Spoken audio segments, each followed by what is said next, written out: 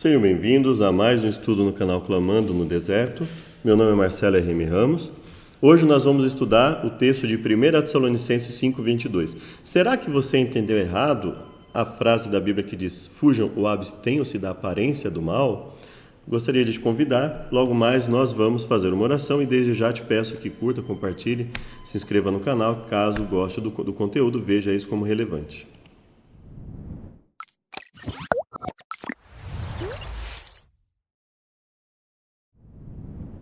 Obrigado, Deus, pela chance que temos de falar da Tua mensagem. Nos dê sabedoria, que tudo que fizermos seja para Te honrar e bendizer. Nós imploramos em nome de Jesus. Amém.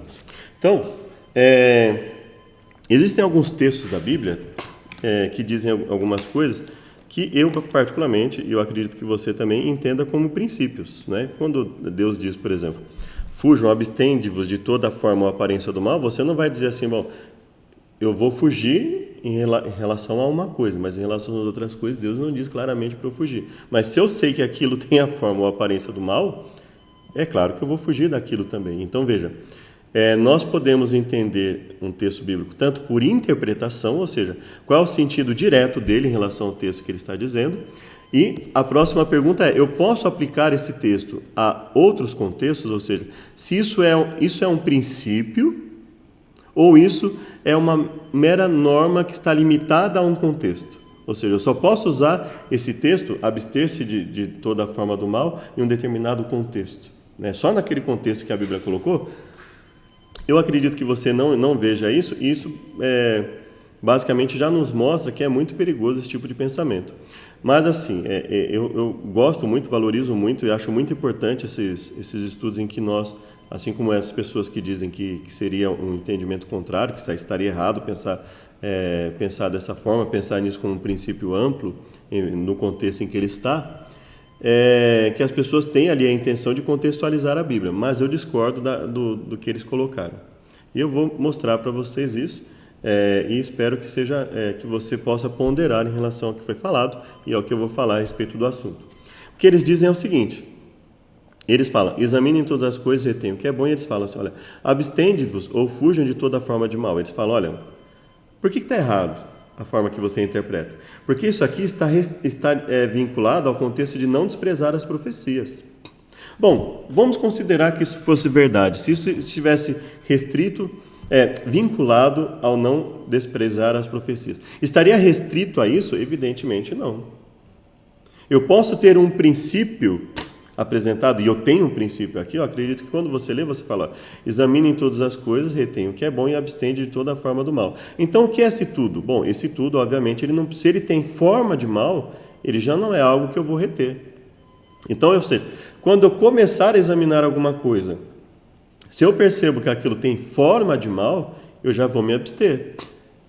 Se aquilo não tem forma de mal, eu continuo examinando e vou reter, desde que eu verifique que aquilo é bom conforme a vontade de Deus para a minha vida, para a vida das outras pessoas. Então eu tenho, nesses dois versos, um princípio. E não desprezar as profecias, veja que ele não está falando algo em complemento ao não desprezar as profecias. Ele não está dizendo aqui para provar as profecias e dentro dessa prova examinar as coisas e reter o que é bom. Eu consigo enxergar que isso inclui provar as profecias, por quê? Porque se é para eu examinar tudo ou todas as coisas, isso inclui a profecia. Então, provar a profecia é um exemplo de algo que eu preciso examinar para reter o que é bom, para ver se o que a pessoa está falando realmente é uma profecia de Deus ou se ela está sendo usada pelo inimigo, se ela está falando algo de si mesma e etc. E vendo que aquilo tem forma de mal, tem aparência de mal, eu já vou fugir, eu já vou me abster disso. Esse seria o sentido do texto. Mesmo que eu ligasse o verso 21 e 22, a frase que diz, não desprezem as profecias, percebe? Então eu tenho um princípio e um dos exemplos em que eu vou usar esse princípio é ao provar as profecias. Então mesmo que que Paulo estivesse falando isso no contexto de examinar as profecias, eu poderia fazer seria uma aplicação válida desses dois versos. Usá-las de forma genérica, examinar as coisas, reter o bem, óbvio, né?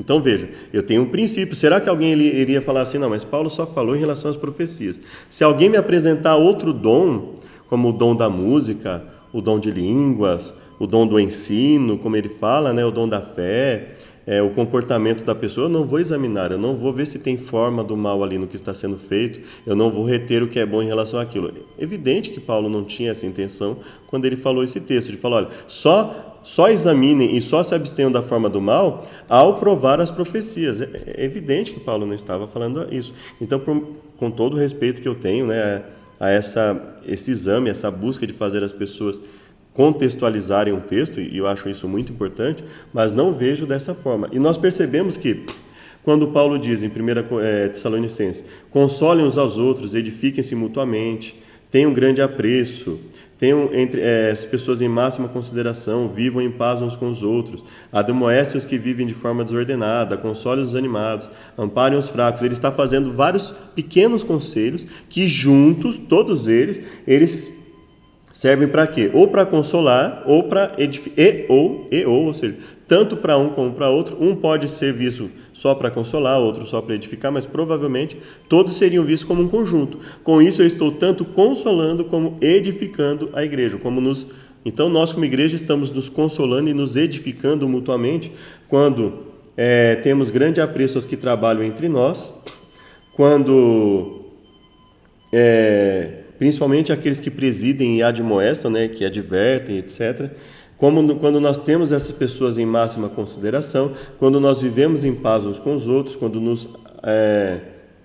quando admoestamos aqueles que vivem de forma desordenada, amparamos os fracos, quando somos pacientes, consolamos os desanimados, quando não retribuímos o mal por mal, quando procuramos fazer o bem, quando estamos sempre alegres. Então, veja, tudo isso são pequenos conselhos que ele está dando para ajudar a igreja a se consolar e se edificar mutuamente. Veja, que nenhum está preso ao outro. Ninguém retribua aos outros mal por mal só com relação a amparar os fracos e ser paciente com as outras pessoas. É só nisso que ele está falando para não retribuir mal com mal? É evidente que não. É um princípio, não retribuir o mal por mal, é um princípio que vale para todos os aspectos, e não só nos exemplos que o Paulo está dizendo aqui. Então, veja, o rol que está aqui, nós podemos dizer assim, é um rol exemplificativo. Paulo está dando exemplos de consolação, de consolo e edificação da igreja. Eu poderia dizer assim, se não está aqui, não serve para consolar e edificar a igreja? É evidente que não. O rol aqui não é taxativo, ele não é exclusivo. Só o que está aqui. São exemplos. Então veja que um contexto, ele pode ser um contexto exemplificativo ou ele pode ser um contexto taxativo. Não tem nada aqui colocando o contexto como algo taxativo. Não, eu só não vou retribuir mal por mal nesse contexto que Paulo está falando aqui. Em outro contexto, Paulo não está falando nada. Não, ele está colocando isso como um princípio. Procurar sempre o bem uns dos outros, isso é um princípio. E algumas formas de procurar sempre o bem e não retribuir mal por mal, algumas formas são o quê? Nos consolar e nos edificar mutuamente, ter em apreço os que trabalham, né? Viver em paz uns com os outros, admoestar os que vivem de forma desordenada. Esses são exemplos de não retribuir aos outros mal por mal e de procurar sempre o bem. Perceba que eu não tenho os versos acima como limitadores do que está logo após. E aqui, nessa outra parte do texto que eu separei, veja que eu não tenho o não desprezar as profecias como um limitador do significado de examinar as coisas, reter o bem e de fugir da aparência do mal. Pelo contrário, examinar as coisas, reter o bem e abster-se de toda aparência ou forma do mal, isso é um princípio, claro, né? Colocando os dois versos como um princípio único, que os dois versos se complementam, né? Eu tenho um princípio claro.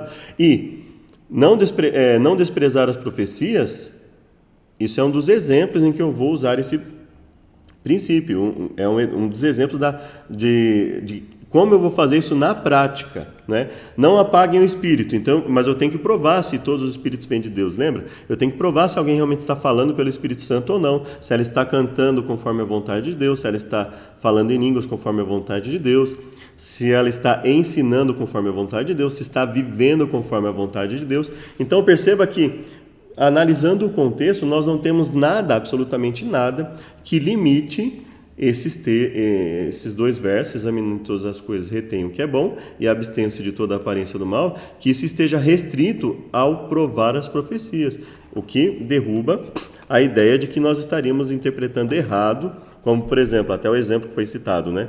Olha, um homem vai dar carona para uma mulher e está sozinho. É óbvio que ele tem que pesar ali se isso não vai ser uma tentação para ele, se isso não vai fazer com que ele possa ir para algo, para que possa representar ele uma tentação em que ele venha a cair. Se for uma mulher, por exemplo, se ele for um homem casado e a mulher evidentemente esteja ali cortejando com ele, e galanteando, dando uma cantada nele, é óbvio que ele está percebendo que ali a mulher ela quer algo além. E isso poderia ser, por exemplo, e aquilo é claramente uma forma do mal se apresentando a ele, e talvez até mais, uma essência do próprio mal ali, não é?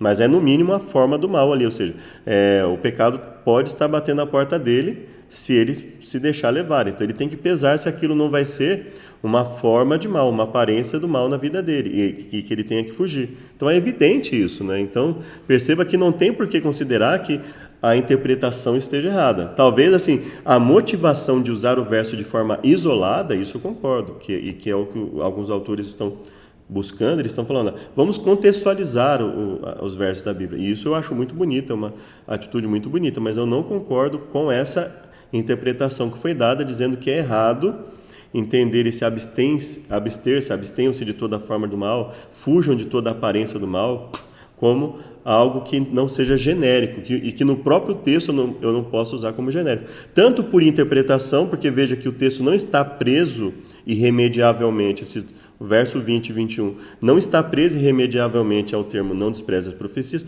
não existe nada no texto restringindo esse princípio à prova das profecias, não tem nada, não tem nenhuma fala ali dizendo assim, é só nesse ponto, é só para isso que serve. Não tem nada disso. Então nós vemos que, analisando o texto em português, não há por que entender dessa forma. Agora vamos lá. Analisando no grego do Bible Hub, por exemplo, né? Ele está dizendo lá, a partir do verso 18, em todos os momentos agradeça, né, dai graças, porque isso é o que Deus quer, né? O que Deus em Cristo Jesus ele quer para nós, né? Não apagueis o espírito, não desprezem as profecias, em tudo testem todas as coisas, né? Analisem todas as coisas e fiquem com o que é bom, mantenham o que é bom. E de toda forma do mal se abstenham. Veja que no manuscrito usado pelo Bible Hub também não há nada que diga que o texto esteja, os versos 20 e 21, perdão, os versos 21 e 22 estejam presos ao verso 20, ou ao verso 19, por exemplo, não tem nada nesse sentido, né? Não existe nada, pelo contrário, o não apagueis o espírito é algo genérico, o não desprezeis as profecias está ligado ao quê? A manifestação do Espírito Santo, através dos dons. Então, o não desprezar as profecias seria uma das formas de analisar a manifestação do Espírito, né?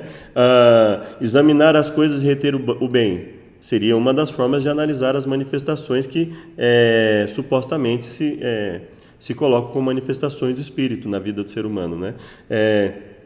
E abster-se de toda forma do mal, ou seja, seria a forma de testar se aquilo que está dizendo, o que as pessoas dizem ser manifestação do Espírito Santo é de Deus ou não. Aí eu poderia até dizer que isso seriam formas específicas de não apagar o Espírito. Ou seja, por quê? Porque se eu examino as coisas e não retenho o que é bom, eu estou apagando o Espírito, a manifestação do Espírito na minha vida. Se eu desprezo as profecias, eu estou apagando a manifestação do Espírito na minha vida. Se eu não me abstenho, se eu não me afasto de toda forma do mal, e ele fala, né? Abstém-se de toda forma do mal, né? Veja que ele não está usando nenhum sentido de forma a uma forma relacionada a apenas a prova da profecia, mas de toda forma. Examinai todas as coisas e retende o bem, e abstende-vos de toda forma ou aparência do mal. Não apenas a que está relacionada à profecia, até porque se nós olharmos bem, o não apagar o espírito seria um conjunto maior também, e não desprezar as profecias seria um subconjunto, ou seja, qual é o grande conjunto? não apagar o espírito. Uma das formas de não apagar o espírito, não desprezar as profecias. Outra, examinar tudo e reter o bem. E outra, abster-se de toda forma do mal. E o que seria esse tudo? Esse tudo seria tudo que não tenha forma de mal, tudo aquilo que não nos leve ao pecado, eu posso examinar e disso aí, a partir do momento que eu examino, tem forma do mal, eu já me abstenho daquilo, já fujo daquilo, já descarto. Não tem forma do mal, então eu vou continuar examinando para ver se não tem o mal escondido ali, né? E aí eu vou examinar e reter daquilo que eu examinar o que for bom, tendo maturidade para discernir, né? Por isso que a Bíblia fala, não fizeram distinção entre o santo e o profano. Eu preciso estudar a Bíblia para poder discernir entre o santo e o profano. Veja que também quando nós vamos para o grego, e aqui seria só se você quiser olhar, olha, não existe nenhum conectivo aqui restringindo, olha, todas as coisas, teste todas as coisas e retenha o que é bom, de toda forma de mal se abstenham, então, abster-se, né, de toda forma do mal. Então veja que não há nenhum conectivo dizendo o seguinte, olha, isso aqui está mostrando claramente que eu só posso interpretar esse verso em relação a provar as profecias. Não é isso. Até porque, como eu falei, os 3 versos, tanto no sentido da profecia, né, quando ele diz o seguinte, quando ele fala... Não apagueis o espírito, 19, se você olhar o 20, não despreze a profecia. É uma das formas de apagar o espírito, desprezar as profecias. Examinar as coisas e não reter o que é bom. É uma das formas de apagar o espírito, que você pode apagar o espírito. E não se abster da forma do mal. Deixar que as formas do mal, não se abster da forma do mal, não fugir, é ir ao encontro, é concordar com a forma do mal, é dar forma, força, permitir que as formas ou a aparência do mal continuem se manifestando e ganhando força na nossa vida. Isso também colabora para apagar o espírito, né? Então veja que são formas de apagar o espírito. Então veja que não estaria nem sequer vinculado ao simples fato de provar a profecia. Aí nós vamos aqui para esse livro, por exemplo, interlinear, que ele tem uma partícula aqui no verso 21, né? E examineis todas as coisas, examinei todas as coisas, o bem retende, né? Eu particularmente não enxergo que examineis todas as coisas, né? E o bem retende. Eu entendo assim, ó, examinem todas as coisas e retende o bem. É a forma que eu acho mais coerente. Examinem todas as coisas e retende o bem. Mas eu posso dizer também, examinei todas as coisas, o bem retende e de toda forma do mal apartai-vos. Assim como como é colocado aqui, por exemplo, no texto dessa versão, né? Só que ainda assim, isso estaria restringindo a fala dos versos 20 e 21 ao verso 19? Não, de forma alguma. Por quê? Porque eu teria ali, quando ele diz aqui, olha, examine todas as coisas, abster de toda forma do mal, é um princípio. E um exemplo de como esse princípio pode ser usado, ao provar as profecias, ao provar se o que as pessoas estão dizendo realmente provém do Espírito Santo, ao provar se o comportamento das pessoas provém do Espírito Santo. Ninguém leria isso e diria assim, não, Paulo está falando aqui só em relação às profecias, em relação às outras coisas eu não preciso me preocupar com isso. Evidente que nenhum leitor daquela época faria isso. E é por isso que os leitores de hoje, eles interpretam da forma que nós interpretamos tradicionalmente, que é o quê? Que isso seria um princípio válido para todas as coisas, né? Podemos até discutir o que seria esse tudo e percebemos claramente que esse tudo não inclui nenhuma forma de mal, nenhuma aparência de mal. Se tem forma ou aparência do mal, eu fujo, eu me abstenho daquilo, eu evito aquilo.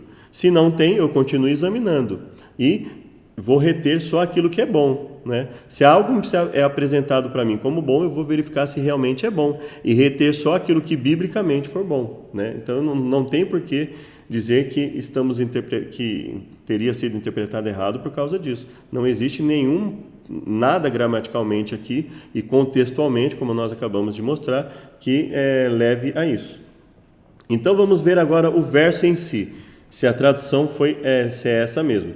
Eidos tem o sentido de vista, forma e aparência. Aqui, ao analisar essas duas ocorrências, a primeira delas está em 2 Coríntios 5:7, que diz, porque andamos por fé e não por vista. Então o eidos aqui tem o sentido de vista. E aqui, né? Em 1 Tessalonicenses ele tem o sentido de forma ou aparência, né? Então nós podemos dizer assim, nós vamos fugir ou nos abster de toda forma, aparência ou vista do mal. Seja a vista física ou vista espiritual, seja a forma física ou espiritual, ou seja, se eu percebo que biblicamente aquilo tem a aparência do mal, tem a forma do mal, eu vou me abster daquilo. Usado apenas em certos tempos, ver a definição de Roraó, que é ver espiritualmente, perceber e atender. Então ele fala, olha, se você percebe, se você consegue discernir entre o santo e o profano e vê que aquilo tem uma forma de mal, aquilo tem uma forma profana, então você já se abstenha daquilo, né? O que se vê, forma, aparência externa, forma, figura. E aí ele diz o seguinte, né? Ele fala que, por exemplo, em Lucas, né?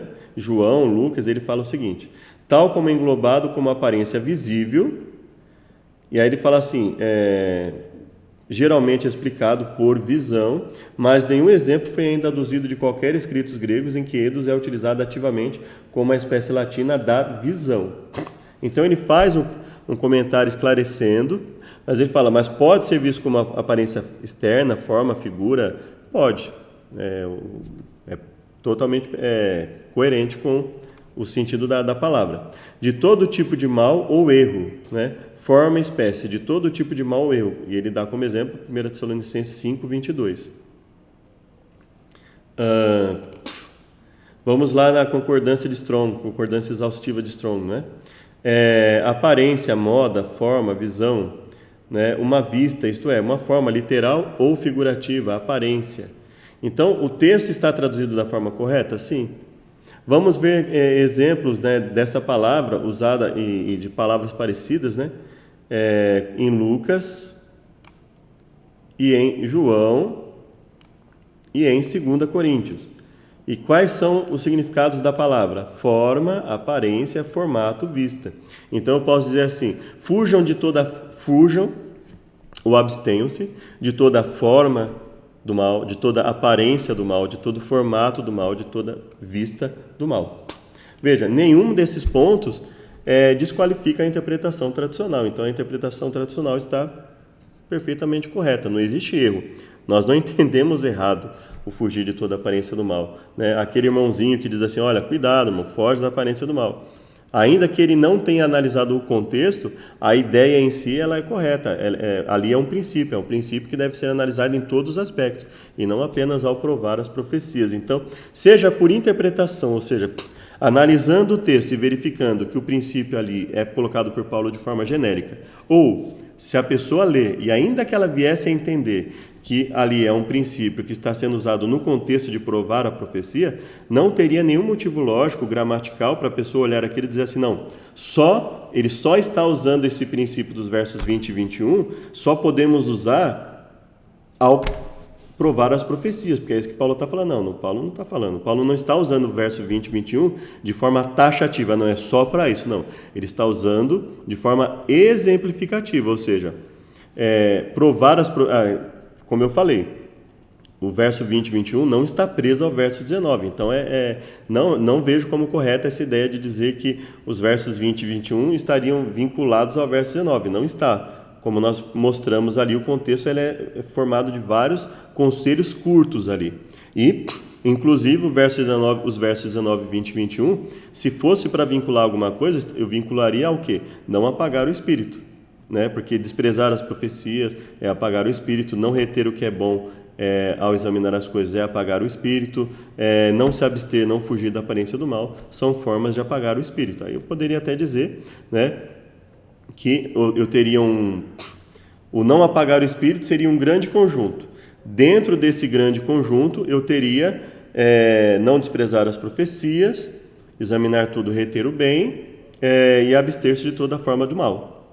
E eu poderia, inclusive, dizer que os versos 20 e 21, por exemplo, eu vou pensar assim, onde eu posso usar, por exemplo, esses versos? Examinar tudo e reter o bem e fugir da aparência do mal, ou da forma do mal. Eu posso utilizar, inclusive, ao provar as profecias. Como eu não posso desprezar as profecias, mas eu vou usar esse princípio ao analisar as profecias, provar as profecias, se vem de Deus ou não. Inclusive, eu vou provar se o que a pessoa está dizendo vem do Espírito Santo ou não, né? Ou seja, eu não posso apagar o Espírito Santo, mas eu também não posso aceitar toda e qualquer pessoa que venha dizendo que está falando em nome do Espírito Santo, seja numa profecia, seja no ensino, seja num testemunho, seja num comportamento, né? Ao analisar o comportamento da pessoa e buscar imitá-la nos comportamentos, assim como Paulo fala, né? Sede meus imitadores como sois de Cristo, como eu sou de Cristo. Então veja que ali é um princípio, não tem por que restringir os versos 21 e 22 ao verso 20, não faz sentido. Não vejo sentido nessa forma de interpretação, e muito menos de colocar que estaria errado a forma que as pessoas interpretam. Por mais, como eu disse, que respeito e admiro esse trabalho de buscar contextualizar a Bíblia e alertar os irmãos sobre possíveis falhas na interpretação. Não vejo falha na interpretação de enxergar os versos 20 e 21, examinar tudo e reter o bem, abster de toda forma do mal, como um princípio. E um dos exemplos em que eu posso usar esse princípio, provando as profecias.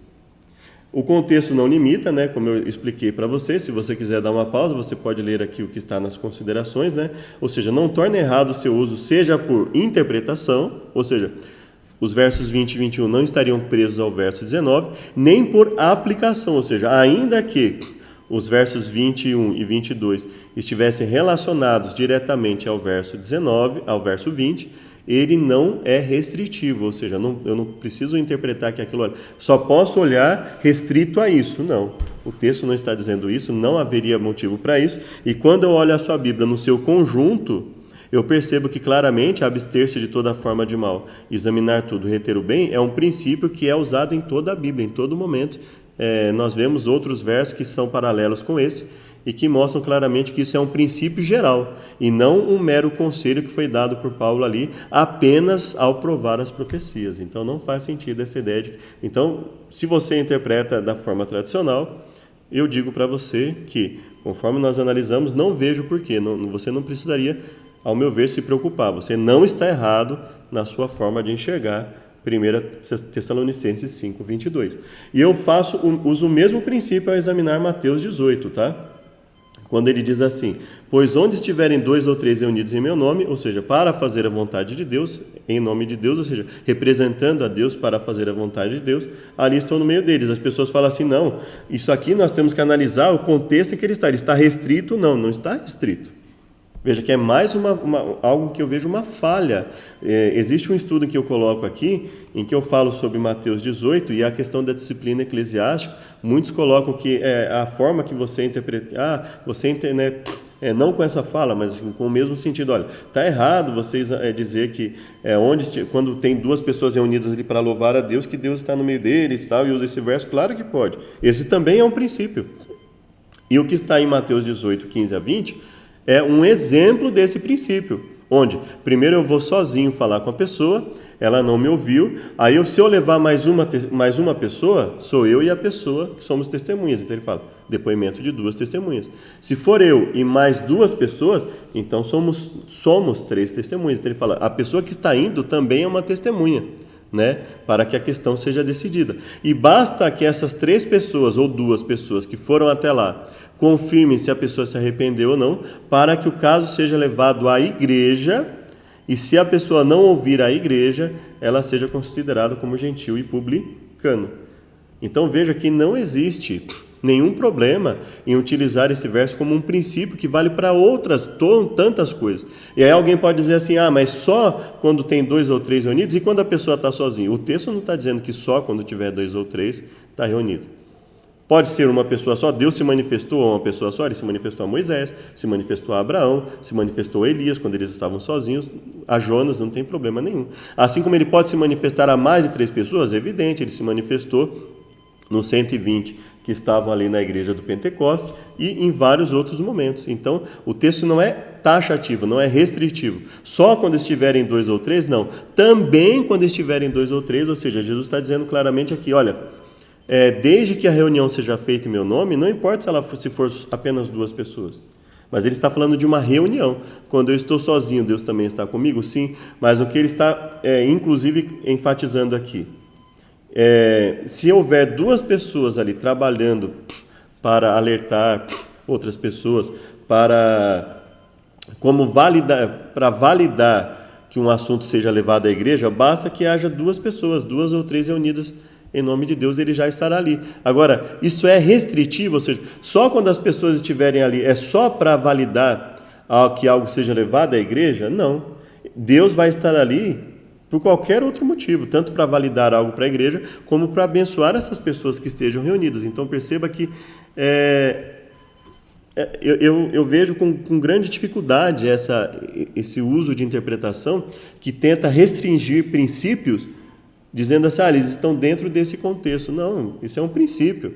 Deus vai estar em qualquer reunião onde haja duas ou três pessoas reunidas para fazer a vontade dele. Inclusive, nesse exemplo de reunião aqui, em que duas pessoas já seriam suficientes para levar o caso à igreja.